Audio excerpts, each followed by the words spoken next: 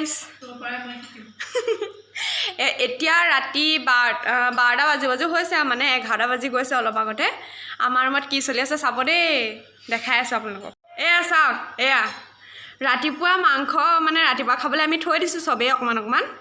এইগৰাকীয়ে এয়া 12টা বাজিব সময়ত খাইছে তাই বোলে ভোক লাগিছে মাংস দেখিলে মানে ৰ'ব নোৱাৰে এনেকুৱা মানুহ আছে তাই কি কৰি আছে কৈ আছে দেখাই আছোঁ ৰ'ব আপোনালোকক ঐ এজনী চাই দিয়া এইফালে এপাক পঢ়িছা কাইলৈ কি আছে ছেকেণ্ড ছেশ্যনেল অঁ আয়ো দেহি আয়ো সেয়া ছেকেণ্ড ছেশ্যনেল আছে কাইলৈ কৈ দিয়া ফাৰ্ষ্ট মেজৰ ছেকেণ্ড মেজৰ কি আছে কি আছে কাইলৈ ফাৰ্ষ্ট মেজৰ আছে আৰু পৰহিলে ছেকেণ্ড মেজৰ তাৰপিছত আমি এনেকৈ আছোঁহি এয়া এতিয়া 12টা বাজু সময় হৈছে কিন্তু তাই পঢ়া নামত এইবোৰ কৰি আছে আপোনালোকে চাওক এয়াই হোষ্টেলীয়া জীৱন হোষ্টেল লাইফ নহয় জানো আয়ু শুনিলে তাইৰ কথা শুনিলেনে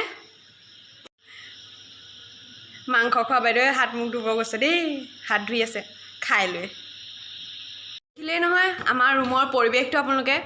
ক'বচোন এনেকৈ ৰাতি 12টামান বাজিব সময়ত কোনে তেনেকৈ খাই বাৰু কওকচোন এনেকুৱা মানুহক কি বুলি কোৱা হয়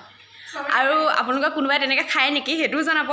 কমেণ্ট কৰিব হা কেনেকুৱা লাগিছে আৰু যদি ভিডিঅ'টো ভাল লাগিছে তেন্তে লাইক কৰিব কমেণ্ট কৰিব ছাবস্ক্ৰাইব কৰিব আৰু শ্বেয়াৰো কৰি দিব যিমান পাৰে এতিয়া সময় বহুত দেৰি হৈ গ'ল গতিকে বাই বাই গুড নাইট